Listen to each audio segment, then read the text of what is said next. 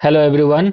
आज हम लोग BRABU बाबा साहेब भीमराव अंबेडकर बिहार यूनिवर्सिटी के BA फर्स्ट सेमेस्टर का सिलेबस देखेंगे, जो कि मेजर जियोमॉर्फोलॉजी या मेजर जियोग्राफी में आता है।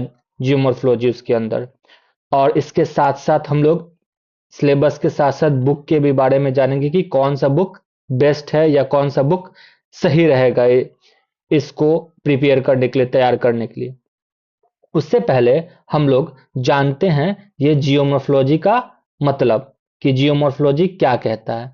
तो ये जियोमॉर्फोलॉजी तीन शब्द से बना है। एक जियो, दूसरा मॉर्फ, तीसरा लॉजी।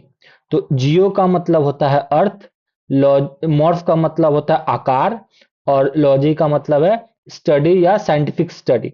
तो जो भी पृथ्वी के आकार का साइंटिफिक स्टडी करता हो या करेगा, उसी को जियोमॉर्फोलॉजी कहते हैं। ठीक है, जिसको हिंदी में हम लोग भू आकृतिक विज्ञान भी कहते हैं।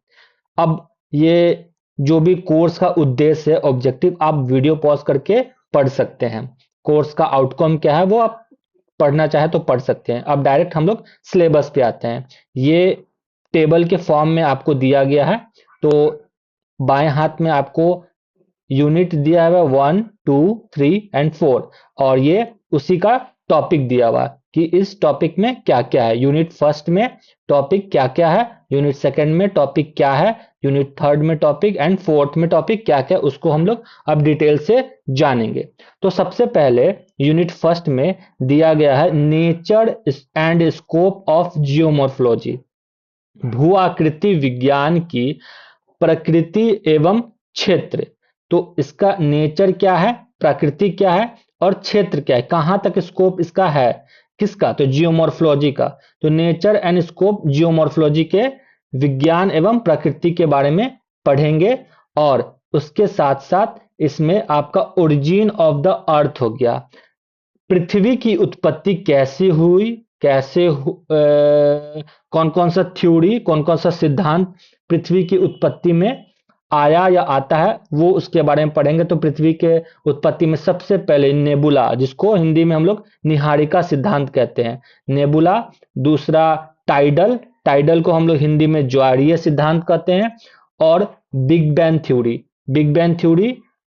इसके अलावा यहाँ पे पहला हो गया आपका नेचर एंड स्कोप, पहला टॉपिक। दूसरा अर्थ, ओरिजिन ऑफ अर्थ, दूसरा टॉपिक। उसी में आपका ये नेबुला और टाइडल और बिग बैंग थ्योरी है, जो कि निहारिका, ज्वारीय और बिग बैंग थ्योरी कहेंगे। और तीसरा आपका हो गया internal structure of the earth, पृथ्वी की आंतरिक संरचना, पृथ्वी की कैसे आंतरिक संरचना हुआ है वो पढ़ेंगे। क्रस्ट, मेंटल, कोर, उसमें आपका केमिकल और मैकेनिकल जो भी है वो इसी में आता है। ईस्विस क्या बोले और होम्स क्या बोला, वो उस सब के बारे में हम लोग इसमें internal of the structure of the earth, internal structure of the earth, पृथ्वी की आंतरिक संरचना में पढ़ेंगे। ये आपका यूनिट 1 में तीन टॉपिक हो गया, एक, दो एंड थर्ड वन। अब यूनिट सेकेंड में हम लोग देखेंगे कि सबसे पहला आता है आइसोस्टेसी। आइसोस्टेसी को हिंदी में हम लोग भूसन्नति कहते हैं, जिसमें उसके कॉन्सेप्ट के बारे में, उसके, तो भूसन्नति में सबसे पहले किन के, सभी के बारे में नहीं पढ़ना, काफी सारे ज्योग्राफर हैं जो बताया है, सभी के बारे में नहीं पढ़ना, मात्र आपको दो चीज पढ़ना, एरी और प्राट के बारे में।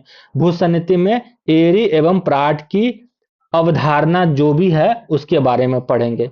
एक टॉपिक यूनिट 2 में, एक टॉपिक ये हो गया। दूसरा हम लोग देखेंगे वेगनर का कॉन्टिनेंटल ड्रिफ्ट थ्योरी, वेगनर का महाद्वीपीय सिद्धांत जो भी है, इसके बारे में क्या बोलते हैं वेगनर साहब, कि कॉन्टिनेंटल ड्रिफ्ट कैसे, जितने भी कॉन्टिनेंट मतलब महाद्वीप है, एशिया महाद्वीप हो गया, यूरोप महाद्वीप हो गया, America, north America, south America, वो सब कैसे ड्रिफ्ट किया, मतलब कैसे टूटा, उसके बारे में हम लोग पढ़ते हैं। उसके बाद आता है प्लेट टेक्टोनिक, प्लेट विवर्तनिकी सिद्धांत में हम लोग कैसे जानेंगे कि प्लेट कैसे, कितने प्रकार के प्लेट होते हैं, मेजर प्लेट कौन सा है, माइनर प्लेट कौन सा है, छोटा प्लेट कौन है, बड़ा प्लेट कौन है, ये सब पढ़ेंगे। तो यूनिट 2 में हम लोग एक एक एक ये आइसोस्टेसी हो गया, दूसरा कॉन्टिनेंटल ड्रिफ्ट हो गया और तीसरा प्लेट टेक्टोनिक। तीन यहां हो गया, तीन यहां हो गया। यूनिट थर्ड में हम लोग देखते हैं माउंटेन बिल्डिंग। पर्वत की निर्माण कैसे होगी वो पढ़ेंगे कि पर्वत कैसे निर्माण होता है, और पर्वत निर्माण में थ्योरी किसका पढ़ेंगे, ये कोबर का पढ़ेंगे, होम्स का पढ़ेंगे कि होम्स का क्या होता है और कोबर का क्या होता है इसी माउंटेन बिल्डिंग में। एक ये हो गया। दूसरा है अर्थक्वेक मतलब भूकंप। भूकंप के बारे में पढ़ेंगे, ज्वालामुखी के बारे में, वोल्केनो वोल्केनोज के बारे में पढ़ेंगे। तो यहाँ पे एक यूनिट हो गया, दो यूनिट, दो एक टॉपिक हो गया, दो टॉपिक हो गई, और ये थर्ड वोल्केनो, तीन टॉपिक हो। तो तीन टॉपिक, तीन टॉपिक और तीन टॉपिक, अभी तक हम लोग 9 टॉपिक देख चुके हैं ये फर्स्ट सेमेस्टर के जियोमॉर्फोलॉजी में। ठीक है, अब आते हैं लास्ट का अंतिम यूनिट 4 में। तो यूनिट 4 थोड़ा सा बड़ा है, तो देखते हैं इसमें। ये सबसे पहले जियोमॉर्फिक प्रोसेस में भू आकृतिक प्रक्रिया, जो भी भू आकृतिक प्रक्रिया होती है कौन कौन सा होता है। तो पहला क्या है, वेदरिंग। वेदरिंग को क्या बोलेंगे हिंदी में, अपक्षय। पहला अपक्षय, दूसरा अपर्दन इरोजन। पहला अपक्षय, दूसरा, ये एक टॉपिक। उसके बाद पढ़ेंगे हम लोग normal cycle of erosion. Normal cycle of erosion को क्या बोलेंगे, अपर्दन का सामान्य चक्र। किसका अपर्दन का सामान्य चक्र किसका है सॉरी, अपर्दन का सामान्य चक्र किसका पढ़ना है हम लोग, डेविस का पढ़ेंगे और पेंक का पढ़ेंगे। ये दो डेविस और पेंक इंपॉर्टेंट है नॉर्मल साइकिल ऑफ इरोजन में। अपर्दन का सामान्य चक्र, डेविस एंड पेंक। क्लियर है। तो दो टॉपिक यहां से हो गया। और तीसरा में हम लोग देखेंगे ग्लेशियर के बारे में पढ़ेंगे।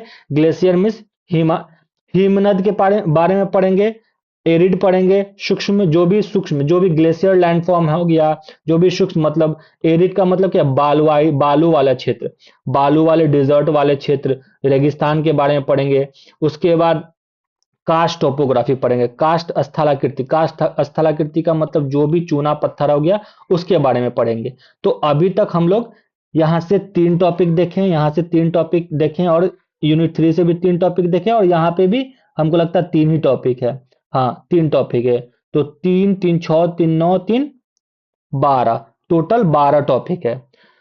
उसके अलावा हम लोग यहाँ पे इसी पेज में कुछ बुक्स के बारे में सजेशन दिया है, तो आप कैसे इसको तैयार करेंगे। या तो आप मेरे चैनल के माध्यम से तैयार कर सकते हैं, मेरे माध्यम से आपको पढ़ाया जाएगा एक एक चैप्टर कैसे है। तो अगर आप चैप्टर पढ़ना चाहते हैं तो चैनल को सब्सक्राइब करिए, बिल्कुल फ्री है, कोई भी चार्जेबल नहीं है। दोनों लैंग्वेज, बाय लैंग्वेज चलेगा, Hindi as well as English. Hindi में भी पढ़ाया जाएगा, अंग्रेजी में भी पढ़ाया जाएगा।